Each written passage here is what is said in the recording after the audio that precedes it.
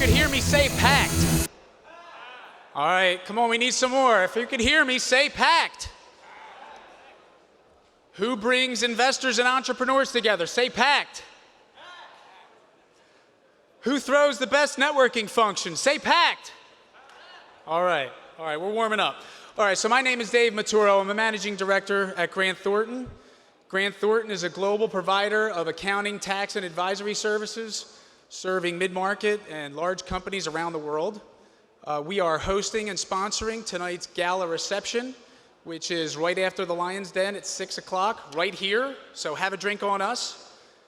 And I have the distinct pleasure of introducing my good friend, Ira Gubernick, partner at Cozen O'Connor. Thanks, Dave. Well, I'm Ira Gubernick. I co-chair the corporate group at Cozen O'Connor. We're a national law firm with over 700 attorneys. It spends a lot of time with emerging businesses through our co-pilot program. We help produce and create the Lion's Den. I guess this is year 5 or 6? Year 6? 5. Okay, year 5. And working with Mark Letterman at New Spring and Dean Miller at PACT. And we're thrilled to be here. I was told to tell you that we're giving away some of our legal services for free. But that doesn't include David Adelman, who's one of the Lions. RSM's also giving away the accounting services for the investors and companies that they invest in. So with no further ado, Lion's Den. Now in our 5th year, with funding exceeding $5 million, the Lion's Den promises to once again offer on-the-spot funding opportunities.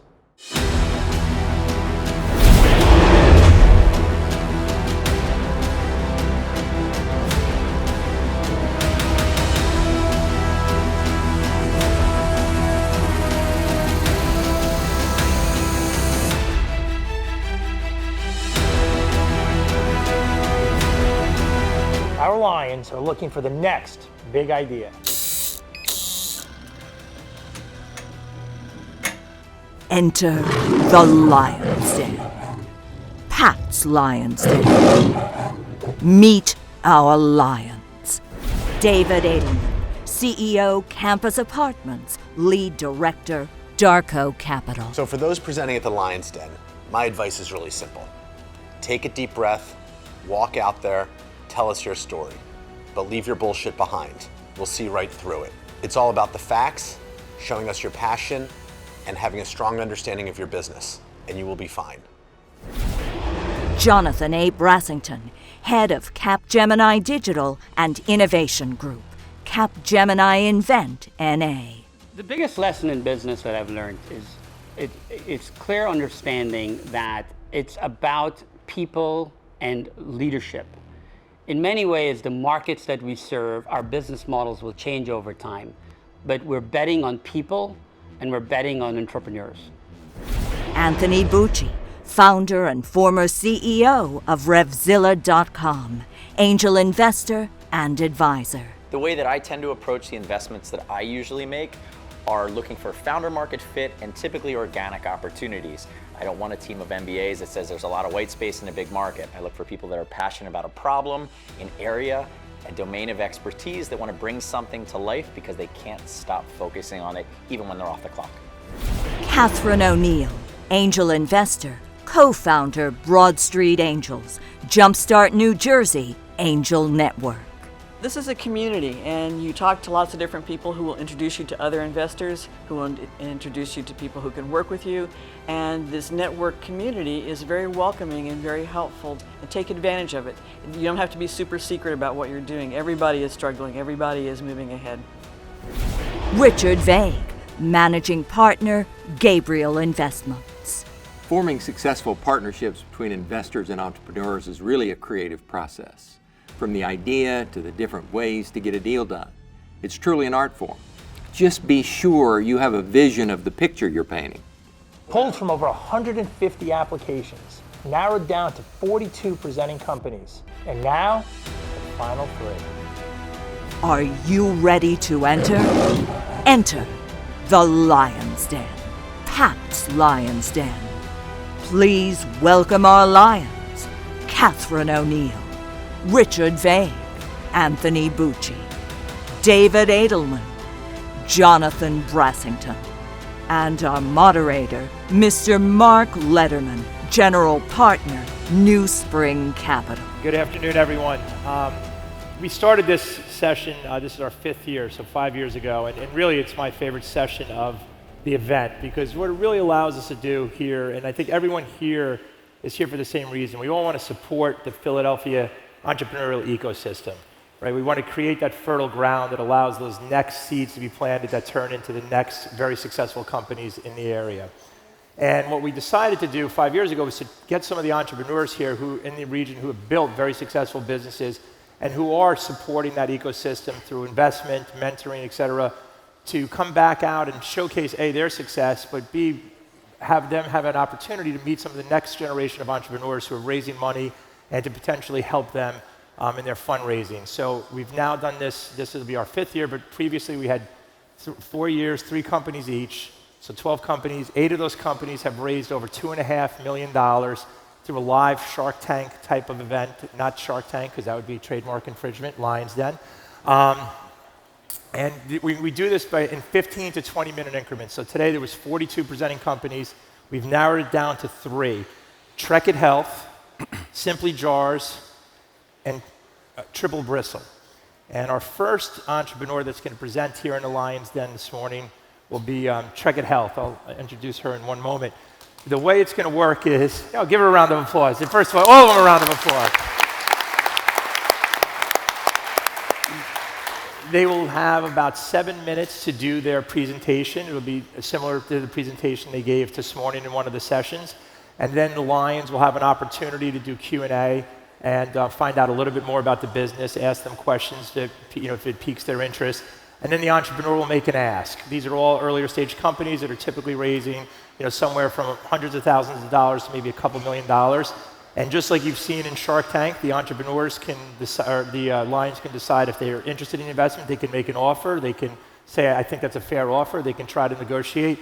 But within 18 to 20 minutes, we'll either come to a deal or not. And I'm proud to say, unlike the show Shark Tank, where most of the deals you see consummated on TV never close, we have a 100% close rate for the deals that have been consummated here on stage. They won't close tonight, but we will get them closed, and with the hope of Cozen O'Connor and RSM as well, and Grant Thornton, Grant Thornton. So with that, let me introduce our first entrepreneur to present to the Lions Den, Suba Aryan Jabi from Trekit Health.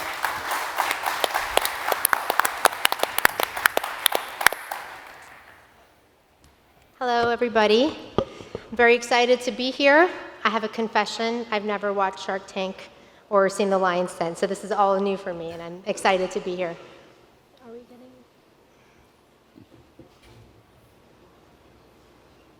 Oh, you can see my slides. Okay.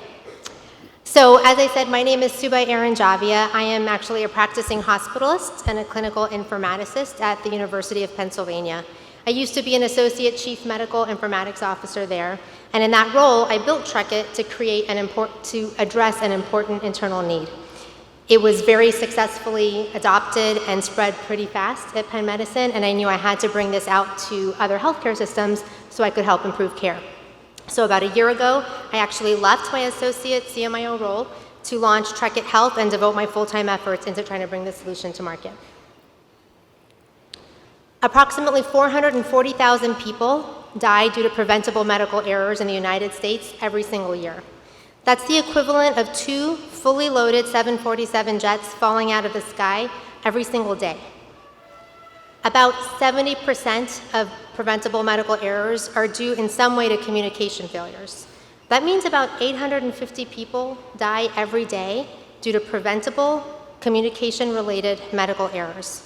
I think it's safe to say that none of us are okay with that number, and unfortunately, that's the reality in healthcare. Now, these are very complicated processes, of course, but we believe many of these stem from diagnostic errors, poor documentation, and even lack of access to relevant data. Now, you may not find that surprising when you see that this paper is actually the standard of care that clinicians are given to actually manage their work in real time. You might be wondering, what about the billion-dollar EHRs that everyone are buying? Could these possibly be what you're using to take care of my loved one in the hospital? And unfortunately, the reality is yes. Even with the most expensive EHR, the tool that clinicians are given to actually manage our work minute to minute, to communicate with each other back and forth, is a paper list with patient names printed on them. I think you guys have probably all experienced this with loved ones in the hospital when two clinicians come into the room back to back and say two completely different things, having no idea what the other person has said. That's because each of them is carrying their own version of this paper with their own notes scribbled on it, tucked in their pocket. No one can see what the other person is thinking in real time or communicate. It's hardly a way to manage a very complicated system on paper. That's why I've spent the last 15 years of my work dedicated to fixing this problem, because I too have seen this, both on the patient or the family member and the clinical side, and I knew there had to be a better way. So TrekkIt is a HIPAA-compliant digital workspace for the entire clinical team to work together in real time around the care of the patient. And by clinical team, I actually mean the entire clinical team. So the doctors, the nurses, the students, the pharmacists, the therapists, really a place for them to work cohesively together. TrekkIt actually gives the clinicians the data they want, the data they need, when and where they want it, in the palm of their hands, replacing hours of transcribing information onto paper lists every day. We all know that burnout is a real problem again in the clinical environment. TrekkIt is addressing burnout by actually giving us a tool that we enjoy using, we think improves our work life, and importantly helps us provide better care, which ultimately is the main goal. So TrekkIt can connect to any EHR and really unlock its power by taking that data and presenting it in a visually intuitive and importantly accessible way for clinicians, instead of being held hostage at workstations. It's accessible on any device, from a desktop to a tablet, but importantly, phones, which all of us already have in our pockets. Sorry, one thing I forgot in the last one. So we pair that data with healthcare's first patient-centered wiki. So this is an intuitive, dynamic dashboard that the entire team is using to collaborate around what's happening for the patient instead of doing it in our separate papers. So because of this, honestly, obsession with usability and workflow for clinicians, this tool spread very quickly at Penn Medicine. We are live on over 100 services in our downtown hospitals. 5 years after implementation, we have 5,000 unique users and over 500,000 patient views a month in the application. We're clearly saving people time, reducing errors, but importantly, we're already starting to see a reduction in readmissions. Outside of Penn Medicine, we've now launched at Crozier Keystone Medical Center. We started on one small service with 8 people. We're now spread across 4 of our major departments in the hospital system, which is over 40 different clinical services. Now, when I designed the tool, I designed it to be an inpatient tool, because that's where I practice medicine. Bringing it out of Penn, we learned very quickly that it's actually fitting a need for many different clinical settings. So we started with acute care, but it actually is very applicable in the post-acute care setting. We've already launched in a nursing home as well as on a home care service. And we're really excited about this opportunity because the post-acute care market has a much faster sales cycle and it's easier to get to the right decision maker. TrekkIt is offered as 2 products, a standalone offering and an integrated version. So this is really important because I think we all probably know that healthcare sales cycles can be really painful and long. Meanwhile, patients are still getting sick. As a clinician, I still need to take care of them. Almost every other skilled profession, from chefs to artists, get to actually choose the tools of their trade, but clinicians don't. So it was really important to us to offer a standalone version that requires no integration. Clinicians can choose to use it and start on day 1. It offers them that patient wiki, the dynamic task lists, their documentation tools, and importantly, it can work on, and does work on, any specialty. It can also be integrated into a health system's existing EHRs and provide those real-time data feeds, the actionable insights for that data layered on top of the standalone application. That integrated version is really powerful and has really been transformative at Penn, but the reality is that integrating into each individual healthcare system can slow the process for the sale. So to mitigate that risk, we're really excited to work with the HealthShare Exchange, which is our local HIE, to bring patient data from around the region into the application.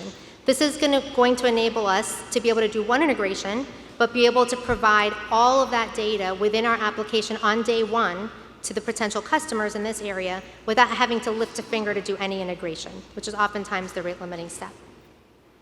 We believe that's a really innovative way to provide useful clinical tools to clinicians, which we're excited about. Our team is small but strong. We bring clinical, informatics, and operational expertise to the table.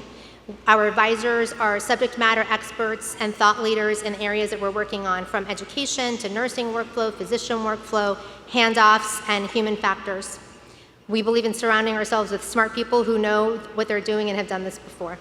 We're also currently bringing on someone to help with the business and more strategic planning part of the team.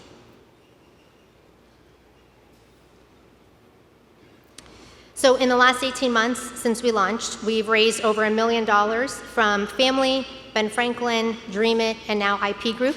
We've used those funds to spin out of Penn, launch at our first non-Penn site. We are now raising $2 million with IP Group leading the round. Our goals for this round are to modernize our tech for scalability so that we can really move fast in our go-to-market, to test these strategies, particularly this HIE initiative, and to expand and support our existing customer base. Thank you.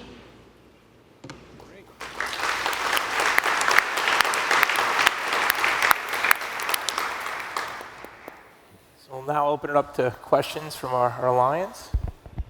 So, aside from competing with pencil and paper, the scrap notes, who else is doing something like this? Great question. So the real answer, practical answer, is our main competitors are the electronic health records. So like Epics or one correct. of those?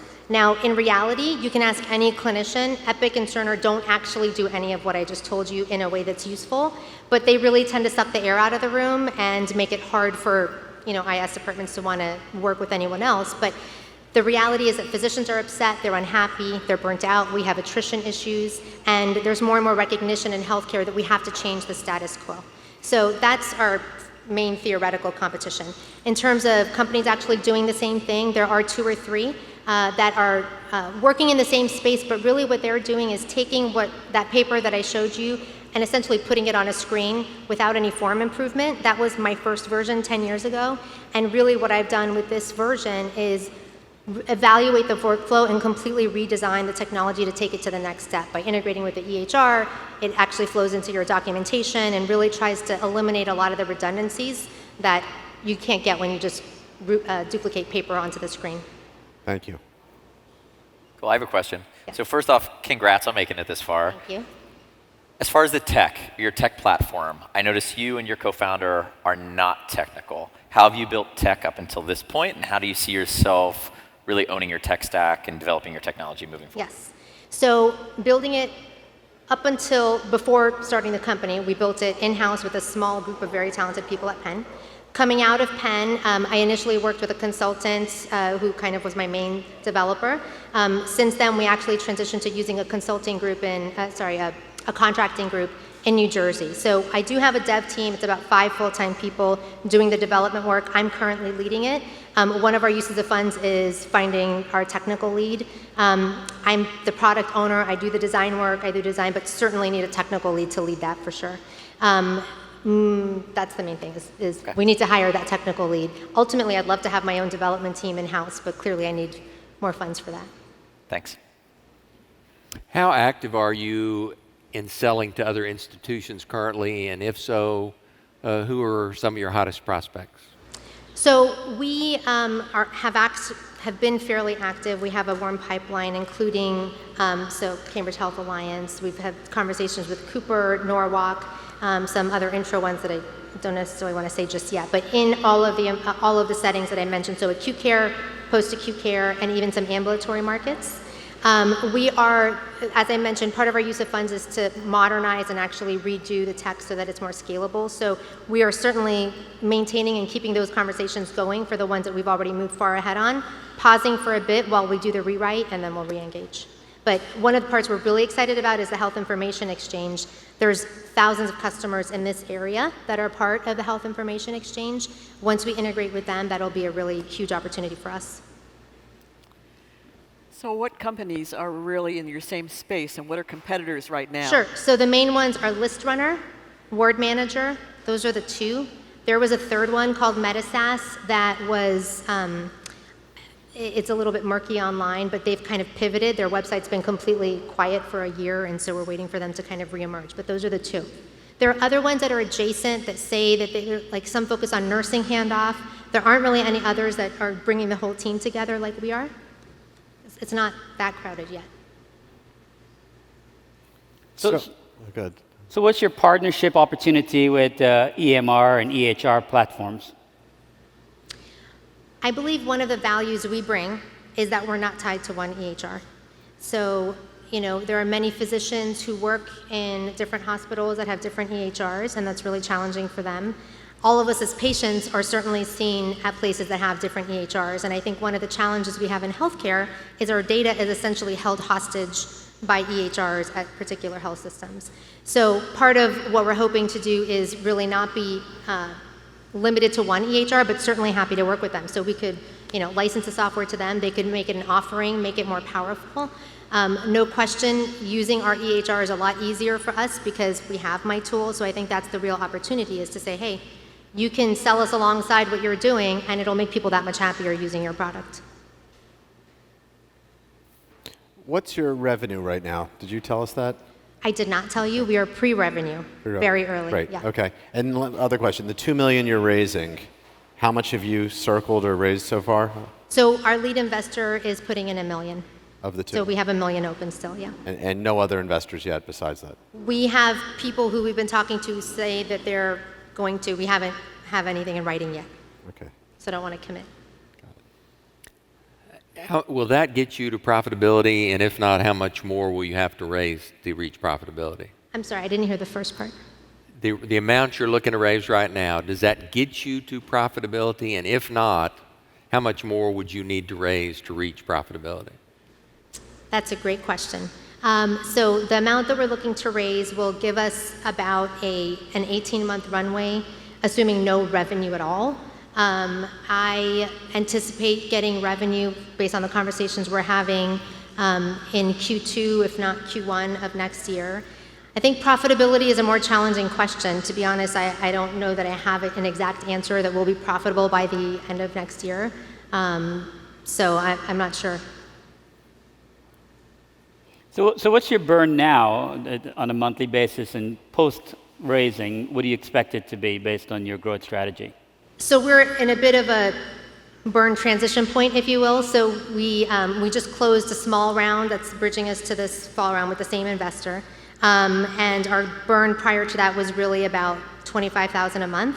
As we engage with a larger development team to do the tech rewrite, which is really one of our main focuses for this round, and including augmenting the team with our lead technologist, or our lead engineer, I should say, we expect it to be between $50,000 and $60,000. So the lead investor is committed $1 million. You're looking to raise $2 million. What are the terms of the $1 million that they've proposed? So what's the ask for the? Sure. So the term sheet that I have is for a $2 million raise. They are doing $1 million on a $3.25 million pre-money valuation. Can you tell us a little about them? Sure. It's IP Group. IP Group is based out of the UK, but and I'm sorry if I don't say this well for IP Group, but they now have a United States-based investment group. They actually specialize in investing in faculty inventions at universities. We're actually pretty late for them because they usually start, pre-formation of a company and really help with that whole process of coming out of the health system, out of the university. All right, so now unless there's other questions, Anthony, was there another question? I have one more question. Okay. Sure. How are you thinking about defending your position, right? So if you look at it right now, you're facilitating error-free communication. It's a different input layer. There's a lot of value to it, right? And you have obviously their scale and speed to market, which if you get there first, that's great and you can capture it. How are you thinking about your unique product, even from the signal strength you're seeing from your current customers, from a defensibility standpoint? So I apologize because there's an echo, but you said how? No, how are you thinking about defensibility outside of just size and scale at this point? Are you seeing early things that you can defend your position with? I mean, what's your mode essentially? Well, unlike our other customers or competitors that I mentioned, we have 5 years of usage of Pen. Some people think that, oh, well, of course Penn uses it because you built it there. That's not the case. It's very hard to get people to change the technology they use, especially in a clinical environment. So we have a lot of data that we're able to get out of that place. So that's part of what we're working on right now, is crunching those numbers. But as I mentioned, we are already starting to see the numbers that the hospital purchasers care about, like readmission reduction, improved billing, and I think that's where we're really going to see an advantage, because those other competitors aren't really focused in that area. Another big thing is I really focused on integrating with the EHRs and providing a tool that completely eliminates the need to have to transcribe all this data. All of the other tools that are out there still require going to your EHR, pulling up the other thing, inputting all that information. It really isn't changing or augmenting that workflow enough. Okay. And will IP require you to have raised the full $2 million in order to close? Will I be required? IP. No. We have a range.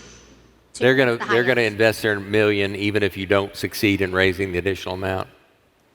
Most likely, yes. I mean, we started off really with just them, and then we decided let's open it up for a little bit longer so we can have a longer runway. Great. So we're at that time where there's an ask on the table if are any of the Lions interested in maybe pursuing this opportunity? So I would say that what you're doing is great, and to be able to get it penetrated at a place like Penn is terrific.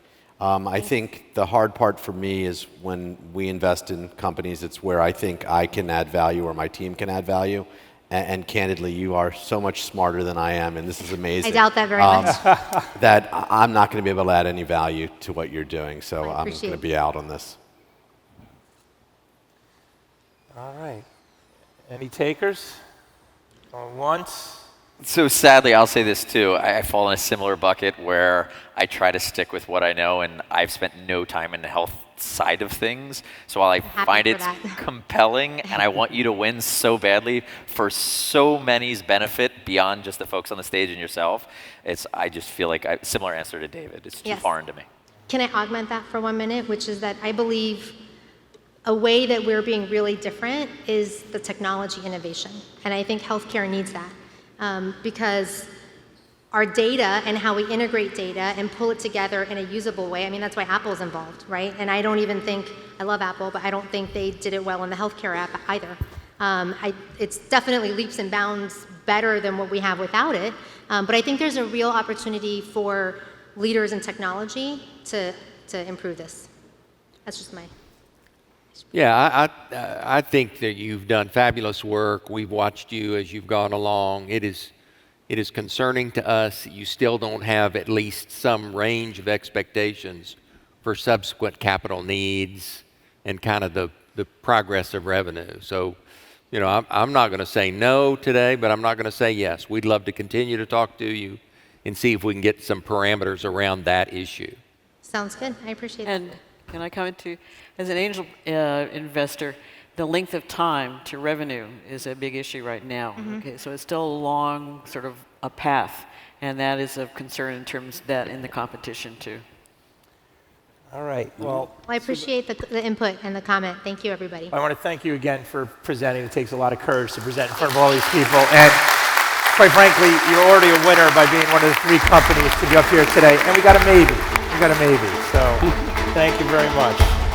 Before I introduce our next entrepreneur to present, I want to talk to our friend Anthony here for a second. So, why are you putting me on the spot? Anthony showed me, can you show everyone your right sock, please? That would be, we're here in the sports, epicenter of Philadelphia. And so Anthony, I don't know if we've got it up on the screen. Really? Are we really doing this? We're I'm going to make you say PACT. Who is on that sock? Say PACT, Mark. Who is on that sock?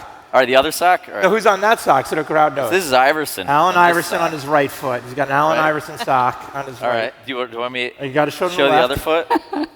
And I have number 8 Kobe. Is that original Kobe? That's that might not be the good version of Kobe. Another somewhat Philadelphian from Lower Merion, little Kobe Bryant on the left. Did we get it?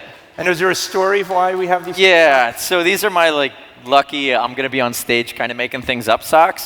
So the Iverson sock reminds me to be enthusiastic and supportive of Philly teams that support Philly startups, right? Iverson.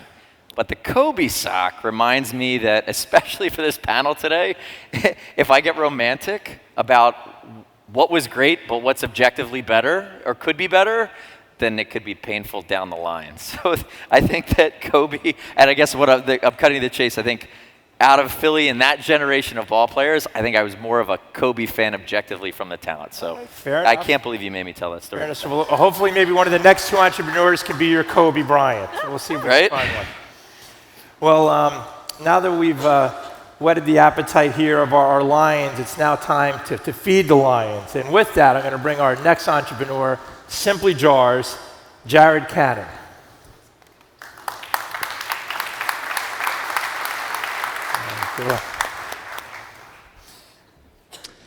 Good evening. My name is Jared Cannon, and I am the founder and CEO of Simply Good Jars, based right here in Philadelphia.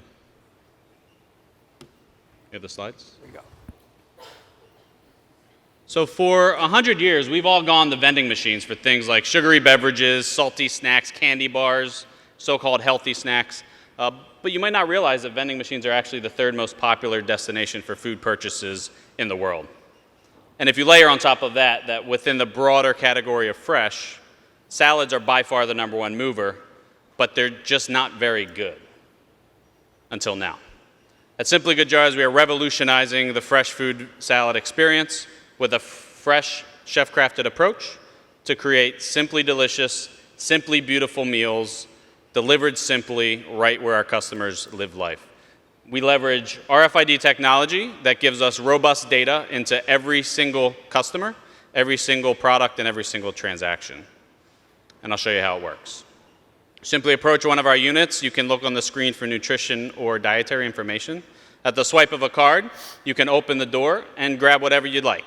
The fridge intuitively knows what has been taken, and it will charge you accordingly.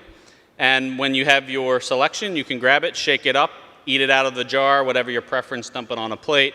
But when you're done, you can bring that jar back to us. We capture that jar, we wash it, we reuse it, we skip the landfill, and we help to feed someone in need here locally in Philadelphia. And this was an aspect that we realized was something ignored by every single one of our competitors, was this post-consumer consumption experience. And by making it easy, we've achieved the highest rate of post-consumer packaging return here in the US at 93%.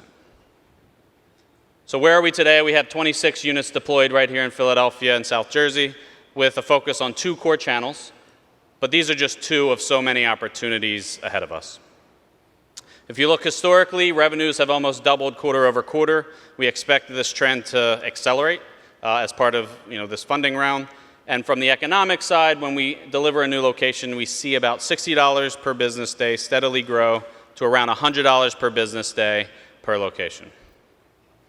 And this kind of helps to show, looking at the cohort as a collective fleet, if you will, the average customer spend slowly start to grow as users become more engaged, they become visiting the fridge more often in their spaces.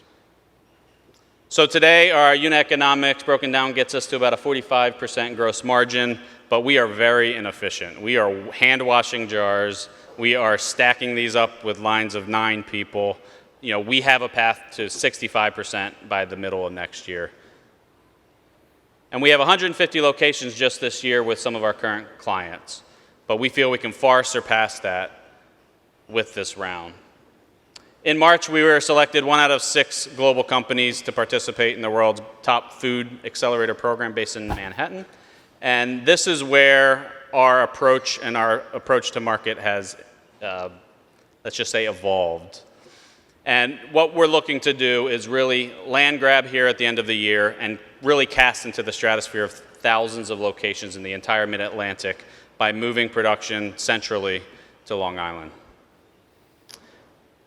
So our food manufacturer can produce our products at 2,000 units an hour. Our final mile distributor, who is also invested, can get our products directly into the device, manage the deliveries on a 500-mile radius of Long Island. We're introducing a blended revenue model where not only are we providing a service and furnishing a device, but we're also offering jars by the pallet for some of our other larger clients, and we've integrated into the Loop system, which is TerraCycle's initiative, to take processed, reusable containers, wash them, get them back to the organization. And it also offers us a direct-to-consumer model through their Loop Tote home delivery system. So the Series Seed gets us the Mid-Atlantic, which is painted here in blue. It also gets us Chicago. We believe that there's an opportunity for a Series A here to make the leap to 2 other facilities that we have contracted. So we have Phoenix, Arizona for the Southwest. We have Orlando for the Southeast. And we feel this is about 2/3 of the nation population just from these 3 facilities. Side by side with our current competitor, we can furnish a device for 1/4 of the cost, and we can achieve 3 times the shelf life with a proprietary gas flush mix that we've developed. And we literally 2 days ago ordered the machine to do just that. We have the right people in the right roles, positioned, ready to go to market in a big way.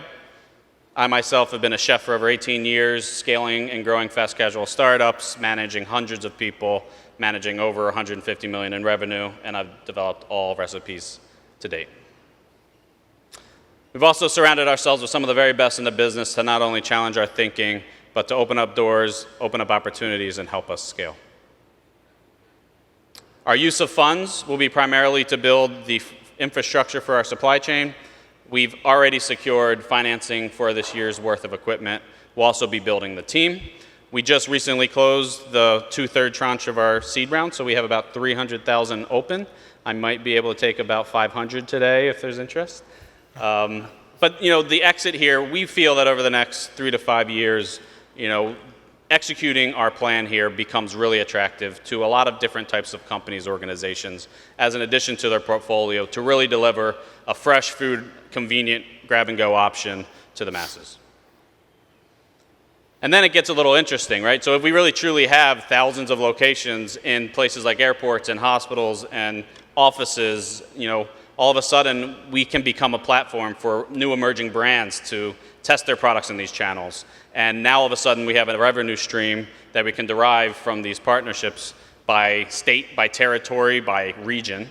And in return we provide them the inventory turn data that they need to validate whether they're going to approach these channels or not. So just something we're thinking about. So we hope you will join us in revolutionizing the prepackaged salad experience and creating a new standard for fast food. Thanks.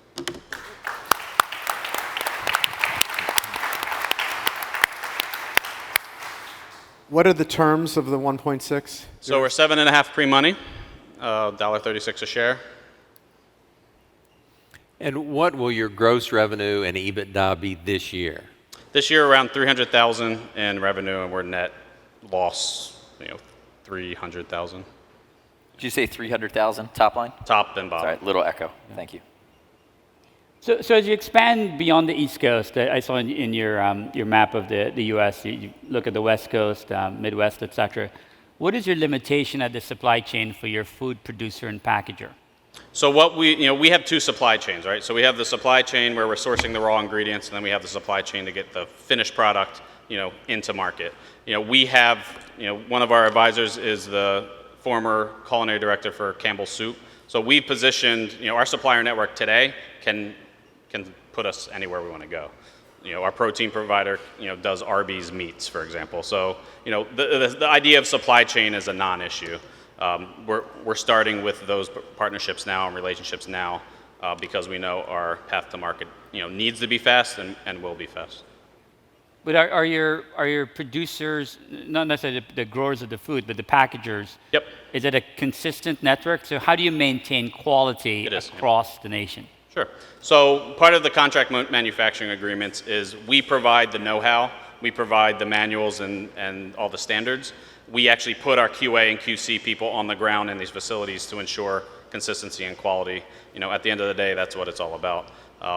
And these facilities are brother and sister, right? So they're within the same network. So whatever works in Long Island, it just becomes replicatable in another facility because all the data's in the system. It's just a matter of turning it on. That helps. Yep. So question about price sensitivity. How much testing have you done within these units within their locations? Just $8 a unit, you look at it, even at a 65-point gross margin, if you get there, it's a low ticket. And you look at $26K a year, adjusted there, again, it's it's a low ticket. How have you spent time thinking about ingredients, bifurcating your selection with premium? I mean, how could you move up market or change, I guess, the spread within a machine or a fridge? Sure. So, I mean, one thing to start with, the 26,000 per unit is based on what we've proven today with a restricted access pool of, call it 250 people, right? So where our fridges currently are today are private, restricted access. We don't even put the locations on the website because if somebody wants to try it, they can't access the space, right? So, so I'll, kind of tickle off of that. But, the idea of price point, like we want to present and position ourselves as a premium product, but we also want to exceed expectations. So what we do offer is we have the ability to subsidize price as an employer sponsor thing, right? Yep. So now all of a sudden, the employer can keep people in the office. They can keep them more productive. We pitch that we'll save you 15 minutes per employee that's going to engage in our fridge instead of going outside.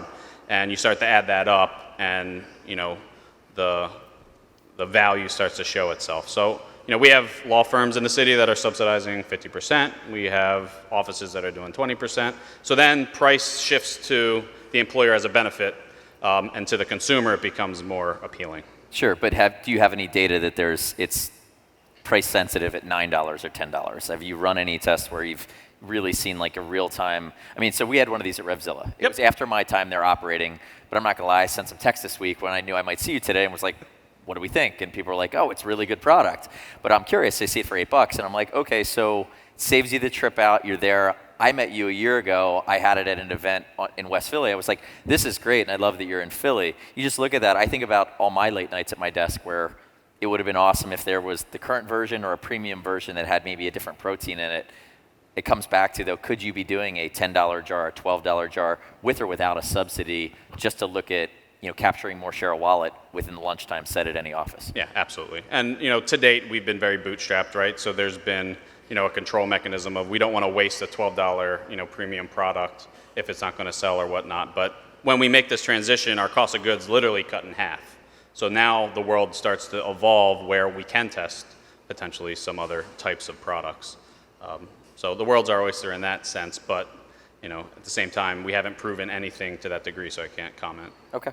What percentage of the employers are subsidizing the program? We have about 5 doing subsidies, so 5 of 26, whatever you want to call them. And are they larger companies or are they smaller companies? Mostly are larger. Yeah, it kind of runs the gamut. Attorneys love it because they keep billable hours. And it's an automatic win. Whereas others, it's a little more of a HR type of thing. So, what's your spoilage rate percentage? So today we're about 18%.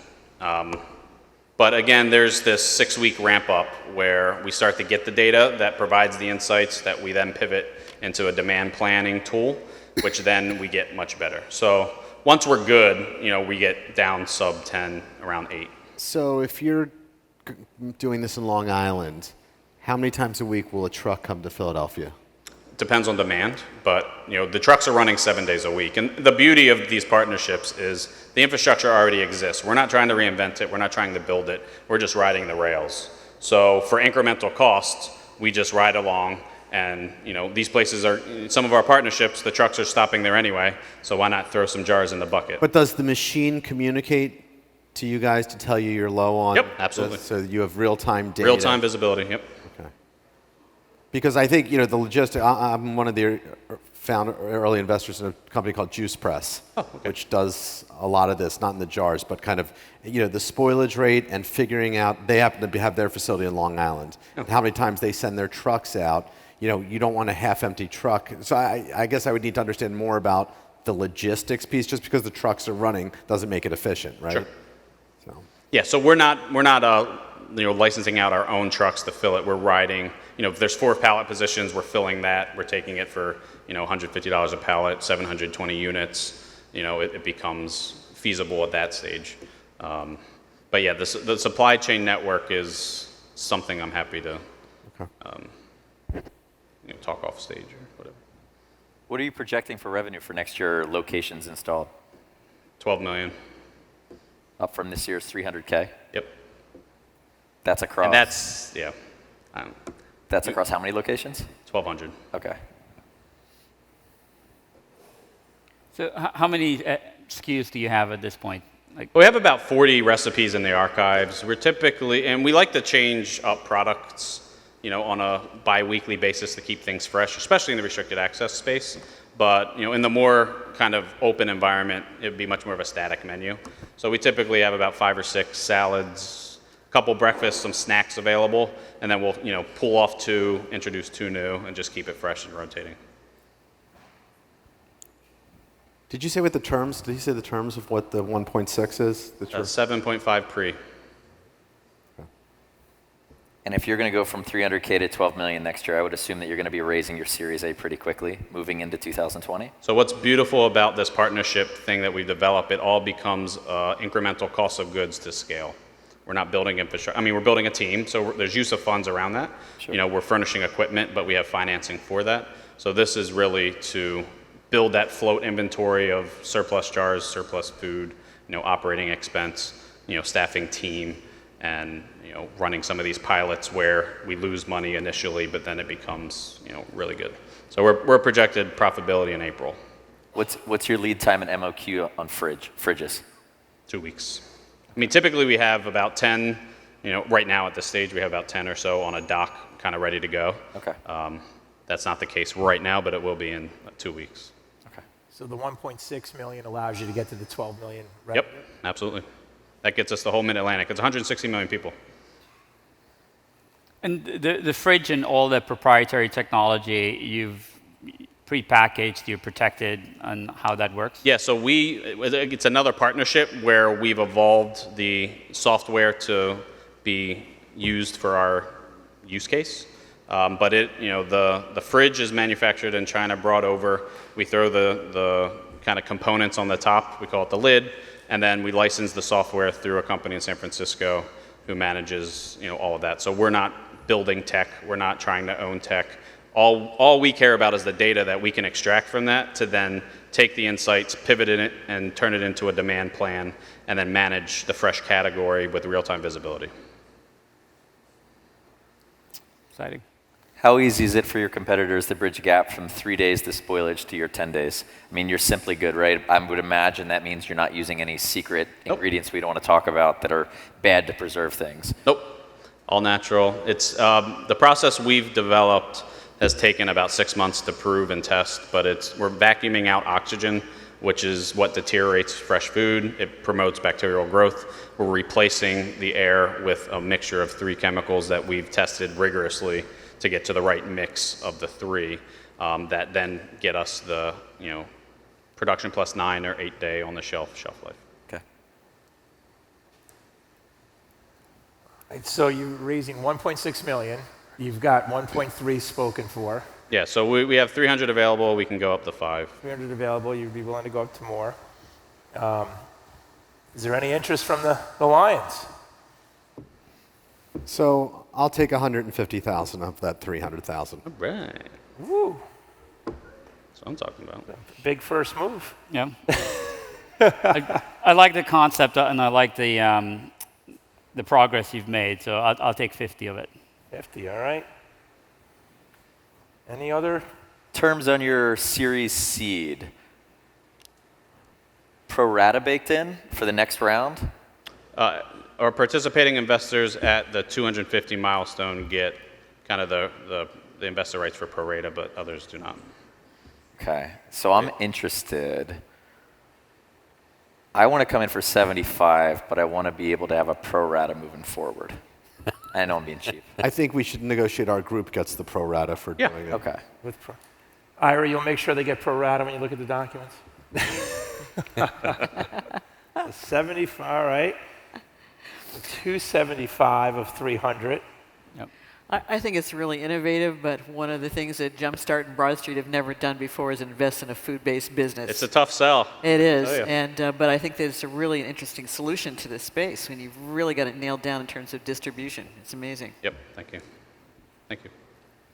Richard? So we had the opportunity to visit previously. We got the product and we tested it, and frankly, everybody thought it was delicious. So you've done a good job in that regard.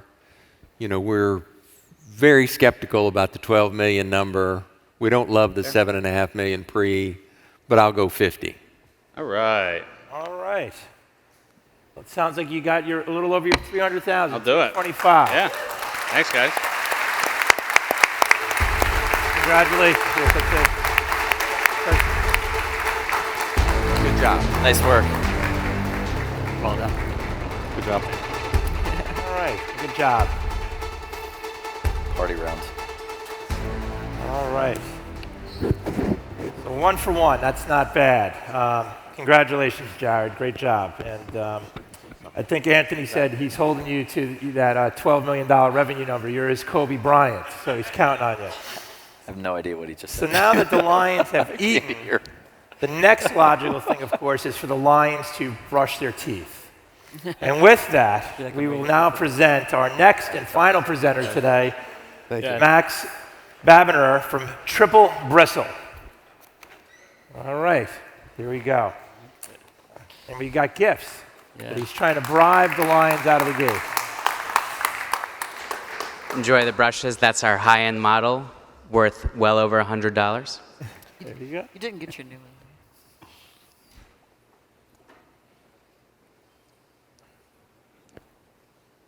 Triple Bristle is a dental care brand undergoing explosive growth.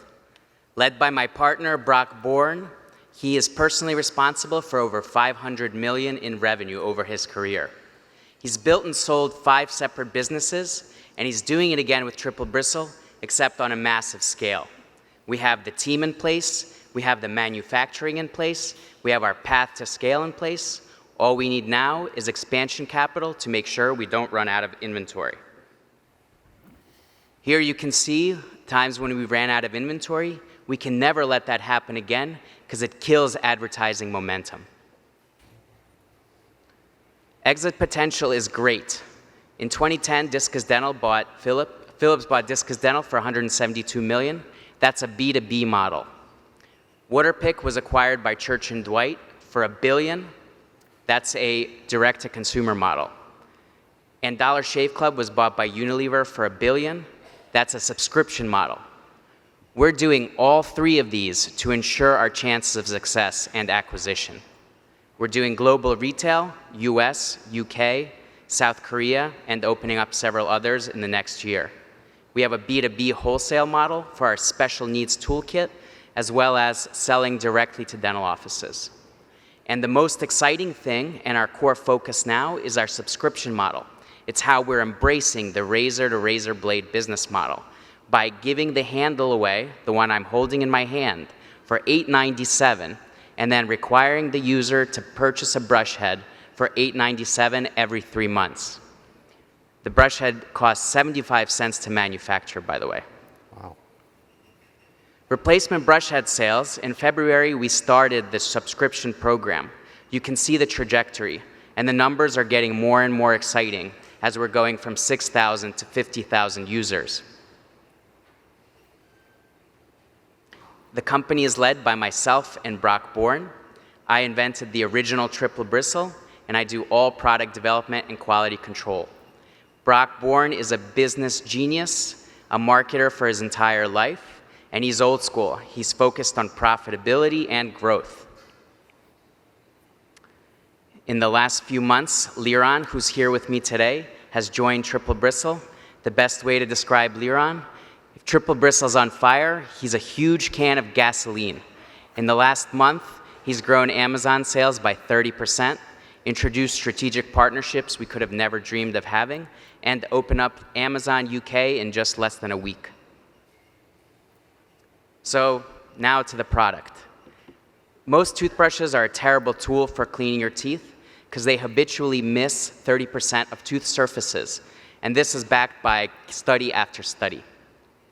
Triple Bristle automates perfect brushing. How do I know this? In my dental practice, I have patients with periodontal disease, and after I've given them a Triple Bristle, 3 months later they come up and their gums aren't bleeding anymore. That's when I knew it was time to start scaling. Our existing branded product line, you judges have the Sonic Duo right there in the lower left, 79% profit margin. The consumable product line, 90% profit margin. If you look to the top left there, that's the Sonicare compatible. So Philips handles that are out there, the millions out there in the world, that brush head fits those handles. We're also entering the high-end luxury market, currently in Kickstarter pre-launch. If I was getting a PhD in electric toothbrushes, this would be my thesis. It's 2-month battery life on a single charge, antibacterial bristles, a nano suction holder so you can brush in the shower, and a high-end travel case so you can travel in style. Retails well over $100 for the discerning user. And the biggest potential we're coming across is the special needs toolkit. Things like Alzheimer's, autism spectrum, dementia. These people really need a product, and there's a huge unmet demand. One of the people in our team helped design this product, and he's actually creating the curriculum for the Commission of Dental Accreditation, which this year requires all training programs, assistants, hygienists, and dentists, to have a special needs component. The main thing to know here, there are no competitors. We're entering with a product that has a huge demand and no competition. Our Amazon reviews speak for themselves, well over 1,000 5-star reviews. We're protected by 2 US patents. The important thing there is we're the only ones that can produce and manufacture our brush head. We were independently verified by Clinicians Report. That's an organization where dentists evaluate a product. They test it for several months. After their testing period, they nominated us for Best New Products for 2019 in the oral hygiene category. We have a full-time business development team. This is an amazing group of people, and they are the ones who make me feel comfortable about scaling to millions of dollars, because I know things will go smoothly. Same thing goes for our product development and quality control team. Anton there has been there with me since 2013. He's the one that helped me develop the original brush head. Main thing to know about our manufacturing facilities, they're used by major brands, so they're totally scalable. If we need to scale to 100,000, 200,000, 1 million, it's not a problem. They've done it before, and they'll do it again for us. Last year, we did over $1 million in sales. This year, we're looking to do just over 4. And the trajectory will only go up as market expansion and market acceptance take place. We're raising $750,000 exclusively as expansion capital, willing to take it to $1 million. This is going to pretty much pay for all of our inventory and marketing expansion.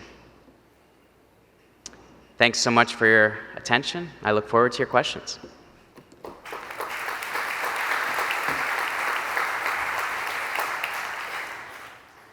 So what are the terms of the raise? So pre-money especially. $5 million pre-money, 15% discount, convertible note. And how much inventory would you expect to need to carry over the next year or two? There's a 3-month lag time between order to when it lands in the States. So we really need to constantly have at least 2 months in advance. I would expect we need, and mind you, we have working capital now for inventory, and we have over $600K in inventory currently. But I never want to get in a position where we run out, because the ad spend is getting pretty high. If I had to guess, it would be approximately $5 million worth over the next year to get to our numbers for the next year. But on average, how much inventory outstanding? It wouldn't be 5, would it? No. That's like for the entire... So less than $1 million at any given point in time? I'd have to run the numbers, but potentially during the slow season, sure. The main thing to know about, and I mean, I've been in retail just for about several years. Main thing to know is you've got to be well stocked for fourth quarter. That's when you'll make 30 or more % of all your income. So for the little lag months, it's absolutely possible it'll be below $1 million. What made you create that high-end model? when it seems to me like the masses are, I guess my question is, because I don't know the answer, what percentage is the high-end model of your sales? Well, the high-end model is in pre-launch. Oh. It's going to be pre-sold on Kickstarter starting in like 3 weeks. I really wanted to create something really high level. My partner pushed me to develop something that would compete with the higher-end models. We're looking actually to embrace our razor blade model even further. And once the high end comes out, we want to drop the cost of all of our existing lines just to increase velocity of the sales, because we see the key to profitability being the brush head resales. We also have the barrier to entry there with the patents. I guess the question becomes one of focus, right? Because you have a base platform, and even if you bring the price down to get to the subscription model, why have the high-end model in the context of everything you could be doing right now? There are different market segments that won't buy a toothbrush just because it's $9. There are people, who will buy. Anybody can get a functional bag, but there's people spending, a lot of money on Louis Vuittons and Gucci all the time. So our product line is really designed to appeal to different market segments. This one that I'm holding here is the battery brush, $897 to try. That's the $109 model. So people in different income brackets and different tastes are going to want a different product. And we kind of want to capture, as much market share as we can.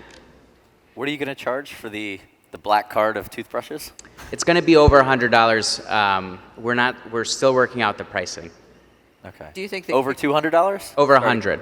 Okay. Just so you know, there are Sonicare handles that go for $350, and Oral-B handles that go above that.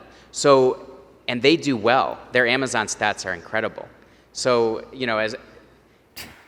I'm just trying to appeal to all the market segments I can. Do you think that Kickstarter is the place for that? The Kickstarter we're using really to boost our brand. We're going to launch this thing no matter what.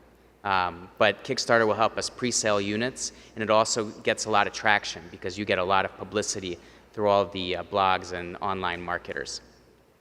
Switch gears for a second. For next year, your projection, what percentage of your revenue is going to be recurring? That's actually. I don't remember what was on the slide for the projection. Yeah. This year was $4 million. Next year is total top line 2020. What did you have? 11. So the subscription is on the second line there. There you go. The subscription will eventually, all the other products will feed into it. Okay. And people can upgrade the handle, do upsells, downsells, all that is being worked out. What's your current churn? Or where's your drop? 18 million. We're at about 18,000 a month. What do you mean? Churn meaning where are people dropping off on your subscription? Comes off. What are you seeing so far? 70% retention after 90 days at this point, and not less than $20 CPA. Okay. After 90 days, you're 70%. And when did you launch it? How far back did the cohorts go? February we launched it. Okay, so what about the folks from the early cohorts? There's still several that are still in it. Here's the thing. We realize there's three-sided toothbrushing is not new. What's new is our marketing approach. Okay. We're not focused on talking about that technology. We want to get this thing in as many people's hands as we can, find the users who are like raving fans, and then have them be on for the next decade. Because we're working out a way where we're profitable as soon as they buy it, because we figured out a few tweaks. After that, every single 3 months is pure profit because the margins are just absurd. Laurent's here. I'm going to jump in. So as far as the retention rate's really good. I mean, it's an 897. Isn't this against the rules? What? No.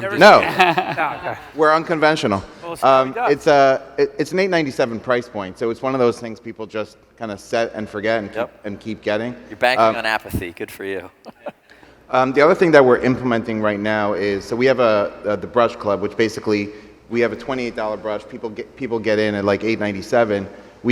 We're implementing now upsells. So for example, the person's going to get in $897. On the next screen, it's going to have a page show them the rechargeable brush instead of the battery brush. and we're going to upsell. So we're going to increase the order, the average order value. We're also going to offer them to buy multiple sets for family. Q4 is a big time that we're going to take advantage of that.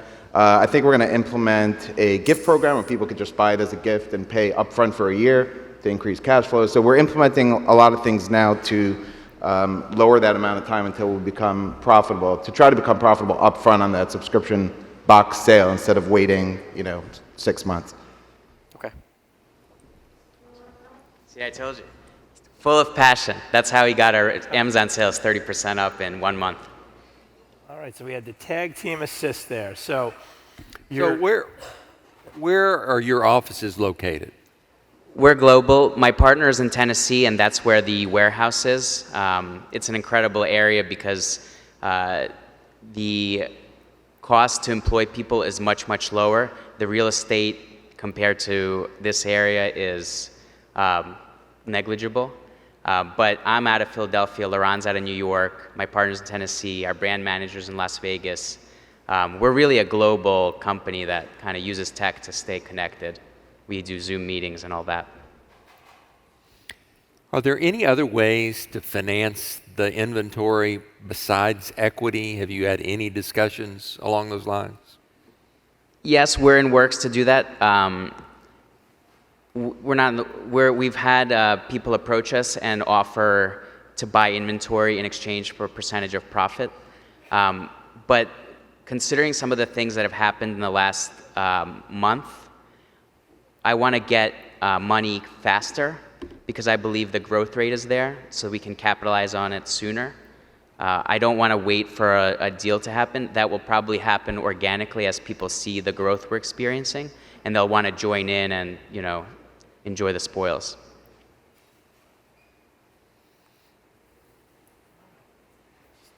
So, any other questions from? Do you have any commitments toward the 750 at this point? Yeah, 355,000 has been committed. I will overfund to $1 million. What did you raise before this? I'm sorry. So 355,000. No. Before this round, what have you raised? This is the only round. So you guys have financed this to date as founders? Oh, or? before this, yeah, I put in all my own money, but it became unreasonable once the order amounts become astronomical.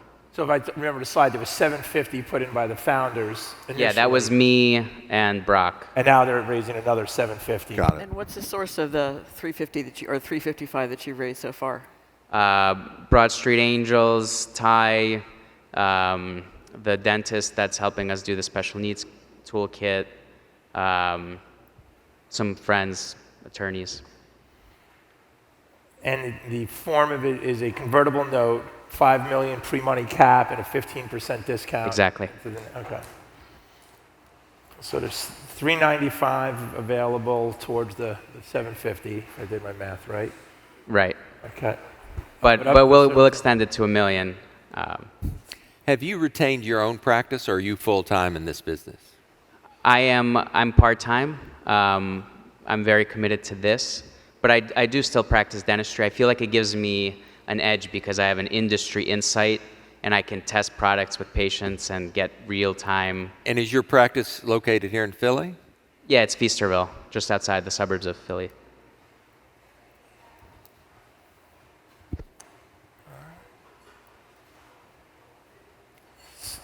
So is there any interest? Let me tell you, I think the profitability here is strong. I think you're going to have a perpetual inventory issue, but I suspect at some point in time you'll be able to at least partially use debt to finance that. I think the valuation's reasonable. I'll come in for 100. Great, thanks so much. All right, we've got our first bite. Richard's in for 100. Is there any other interest from around the table?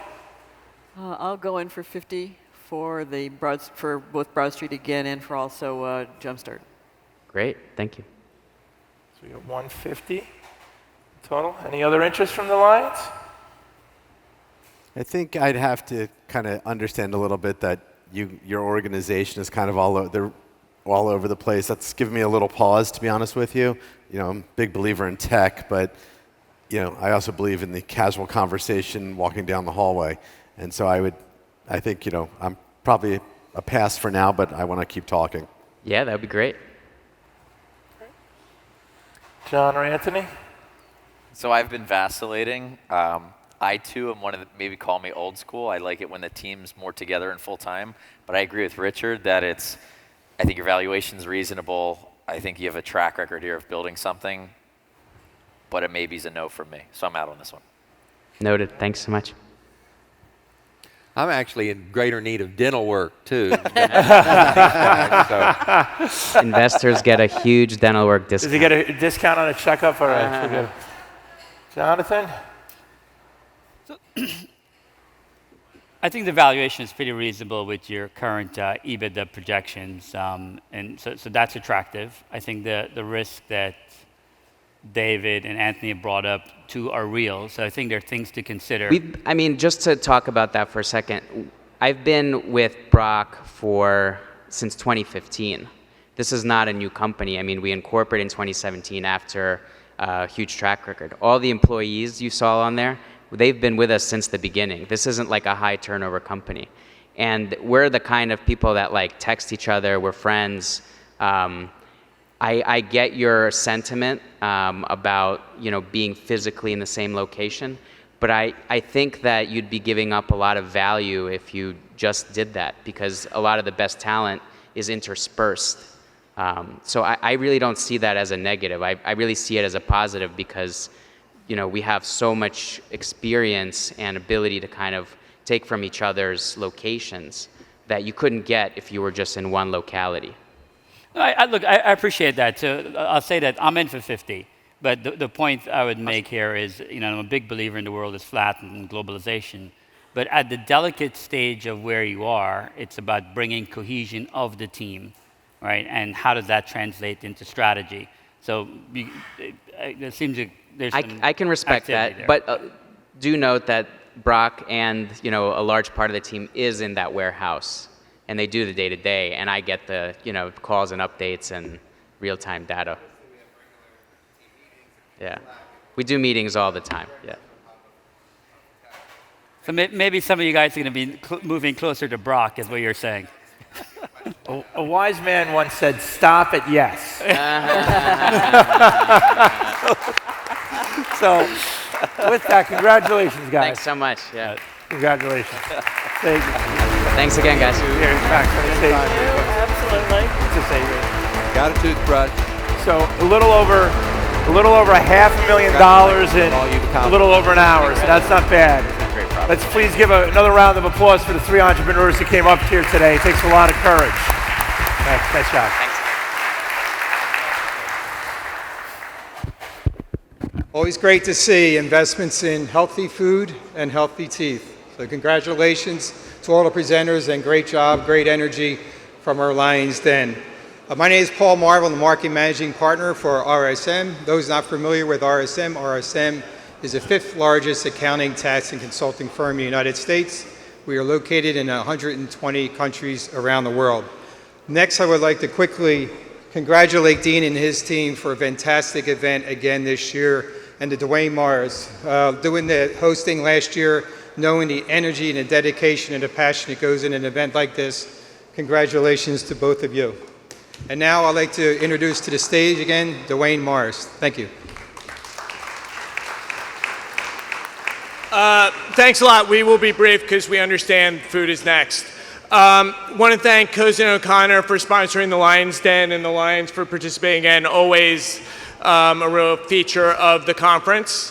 Also just want to thank everyone, the sponsors and everyone. I've often said I'm a corporate partner at a large law firm, so taking credit for the work of others is what I do for a living.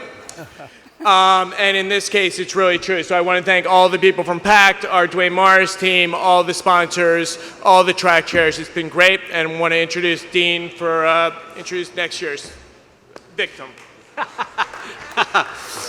Thank you, Rich. Thank you, Sandra. Again, another round of applause, please, for Dwayne Morris, Sandra, and Rich.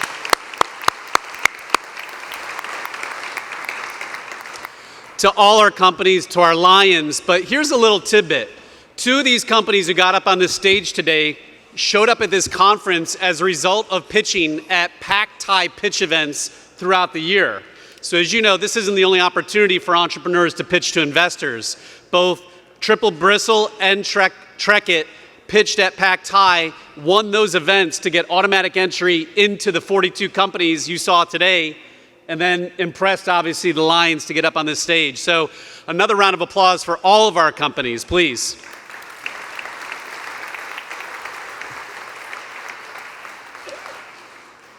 We got 20 seconds before the bars open. I want to recognize and thank our 2020 host, Eisner Amper. So congratulations, Eisner Amper. We're going to look forward a year from now to a great conference. But before we get started that, we need to finish this one. And helping to finish that are our gala sponsors, Pepper Hamilton and Grant Thornton. The gala is now officially open. Enjoy. Guys, thank you for joining us.